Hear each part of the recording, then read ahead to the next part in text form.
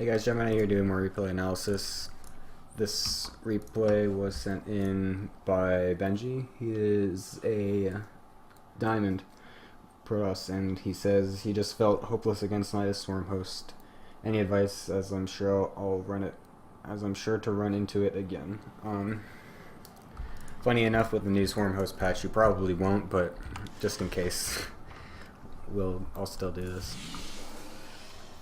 Because there's some other things that aren't necessarily related to the Swarm Host that could still be improved on. So even though the Swarm Host strategy itself won't be that viable anymore, there's some things you do in this game that are unoptimal in my opinion. This is confusing, why you have two probes here, like one waiting here. I'm guessing because you saw an early pool and you're waiting to see if he's going to have lings coming up so you can wall off in time.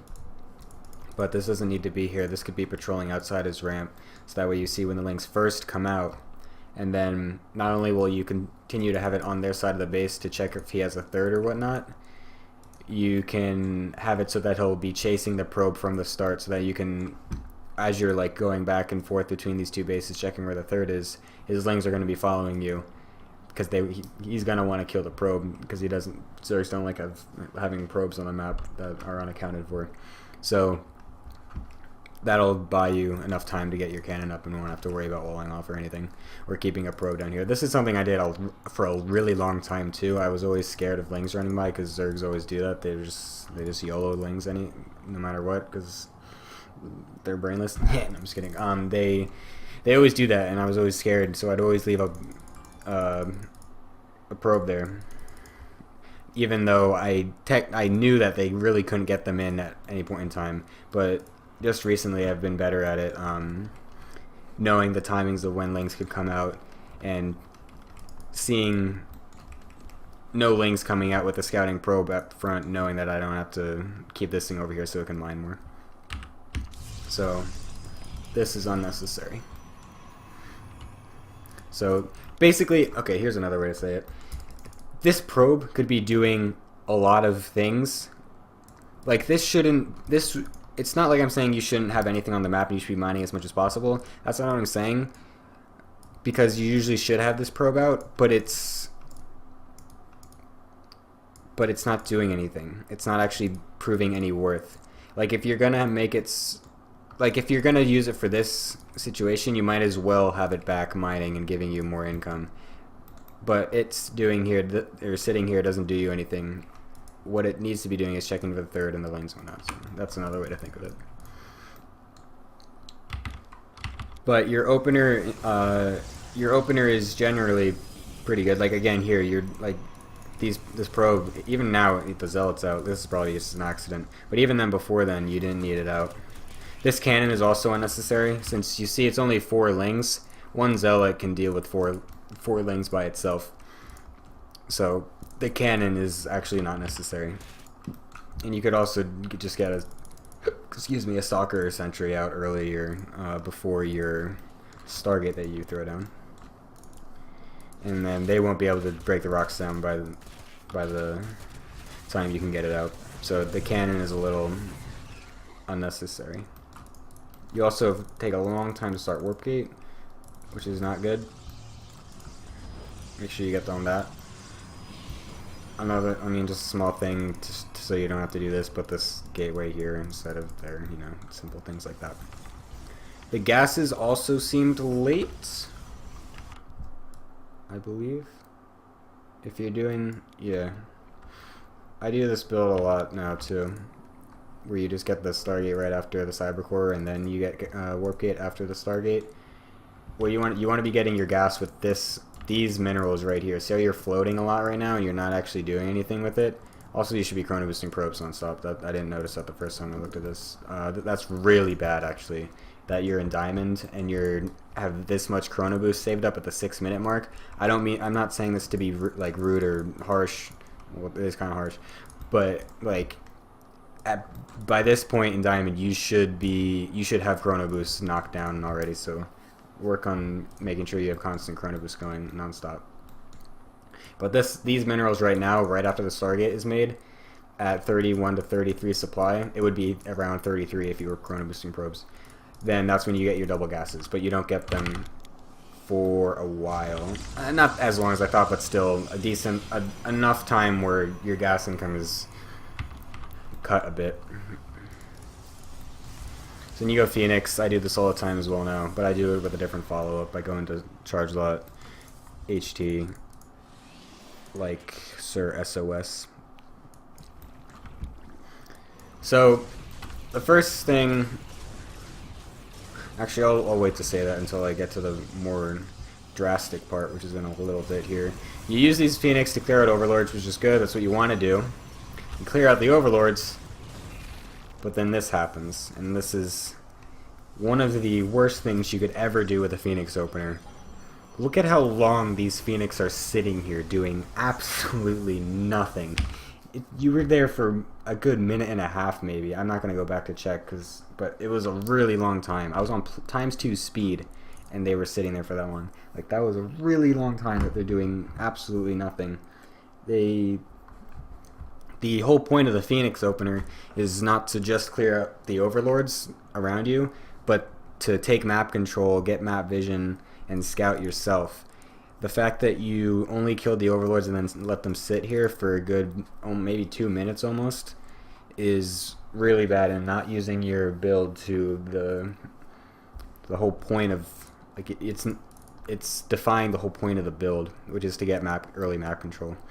If you sent them earlier, let's go back to when they first stopped.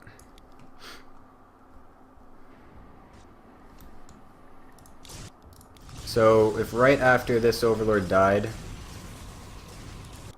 you go and send them, it would take maybe 10 seconds to get them across the map, maybe a little more, 15, whatever. You'd be getting there maybe around now. You would see this infestation pit, you would see these swarm hosts, you would see the queens, you would see the Nidus Swarm. You would know absolutely everything that you need to know to be able to defend this before it even happens. So not scouting with the Phoenix is huge, huge, huge, huge, huge. It's a game breaker in this particular replay. Also, what you could have done to help cue you in on the fact that this might be happening was related to the early probe that was out here. Since you weren't actually scouting to see if there was a third being taken or not, you never got a clue in that he was just staying on 2 bases the whole time. If you were going back and forth, especially since the 4 lings were preoccupied on these rocks, there would have been 0 lings trying to deny your scouting probe. You would have been able to go back and forth between these bases for a long time, and you would have been able to see that none of these 2 bases were being taken. And if none of them are being taken by 7 minutes, I think he opened. Did he? I can't remember. I don't want to go back, but I don't think he opened for like a speedling opener where he goes gas and pool on 1 base and then expand. You did pylon block, so maybe, I don't know, whatever. But usually if they do like a gas speed opener before their second hatchery, the latest they'll ever get their third is like 6:30 to 7, and that's even kind of pushing it. So if there's no third by 7 minutes, you are 100%. Why am I looking at the screen? 2 minutes is nothing. You're 100% going against a 2-base play, which is more than likely going to be swarm hosts because 2-base mutaplos, especially since you open Phoenix, and there's literally nothing else you can do on 2-base. Unless you do that dumb bird row shit that Life does, but not many people do that. So swarm host is going to be the only option, which it is. So you would have been able to understand that this is happening much earlier. Even if you didn't do the thing where you look for the third, just scouting with the Phoenix alone would have done it. So what happens when you actually do know that it's coming is you instantly go everywhere on the map. If you don't have vision everywhere in your main, make sure there's vision literally every spot on your main to see a Nidus coming down. This spell doesn't get an early militia report. If you get an early militia report, well, you should get an early militia report because you scout no third, so you know they're going to be doing a 2-base all-in. So that helps, but again, it's not mandatory, but if you can do that, it helps. So the Mothership Corps should patrol around over here to find any Nidus Swarms. Send even your first Zealot and Sentry out around here to go find, literally just find the Nidus. If you can find the Nidus and eternally deny it, you win 100%, you're done. He can't do his thing, he's stuck back in his base. You have all the time in the world to tech up and get your army up. He's dead. If you stop the Nidus, he's dead. That's not always the case, obviously. It can be difficult, especially on maps that have a lot of surface area like this one, where you can hide a lot of different things. So,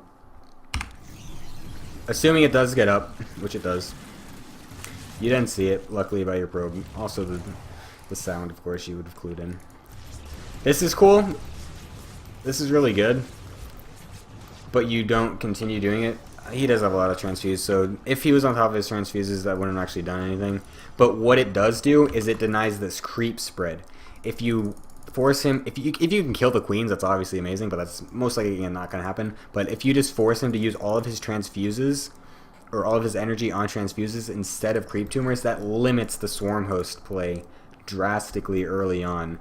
So it gives you extra time to set up these cannons, set up this tech, and the swarm host won't be as difficult to deal with at first. So denying the creep energy, or the queen energy, is extremely important at this point. If you can. Sometimes you can't, but since you were in that position to do that, you saw he already wasted one. You should absolutely be doing that. So from here, you know what's happening. You see it. You're like, "Fuck, I'm dead." The response you need. You have the good first initiative, which is to spam the fuck out of cannons at your natural. You just cannot lose that wall. You need to keep that up as long as possible. The second thing is Colossus. They're just straight mandatory. You just need them. You need two robos worth of them as well. The fact that you wait a really long time to even start making them once you know that they're happening is extremely unfortunate, and then you never actually make a second one either, and you take forever to start this fucking first Colossus. That was like a good minute and a half, maybe 2 minutes before or after you already saw that this was happening. Like this should be instant reaction, as well as a second robo. The Void Ray is good. Keeping constant Void Ray production is also very good, so that's also what you need. But since you have the gas, the Colossus, I mean, the Void Ray should be the second thing. Since you have the gas, you can do both at the same time, but the Colossus should be the first thing that you're going for. And you definitely, absolutely need a second robo as well, instantly. As long, like, the moment you know that it's Swarm Host, you need two robos. One robo is never going to cut it against Swarm Host, ever. In any game, ever. Like, if a Zerg loses with Swarm Hosts versus one robo's worth of Colossus production, they're absolutely terrible, to be completely honest. And just honestly, like, you make one and then you stop. Like, you were supply blocked a lot. You don't have any production going for so long.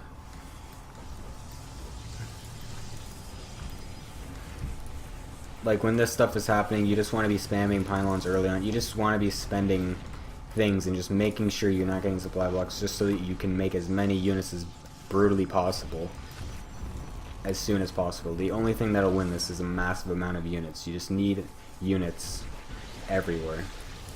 Getting a third base isn't all that mandatory. Obviously, at this point, you're just sacking your natural because you got supply blocks so much you couldn't make anything, so you couldn't hold it. But at this point, it's too late. Usually, I mean, taking a third base, since he's going to be on 2 bases the whole time, you don't need a third base to stay in this. You just need the Colossus count, and then you can break out. You honestly had like one of the better openings versus this style, because one, the Phoenix can scout it early and potentially deny anything, and you can also send the Phoenix around the side of your map. On the mini map is where my arrow is. You can send them all around here. Once you know that it's going to be a Nidus Swarm Host, then you can instantly see where the Nidus is, and also deny any Overlords trying to get it into your main. And then the Colossus comes after that.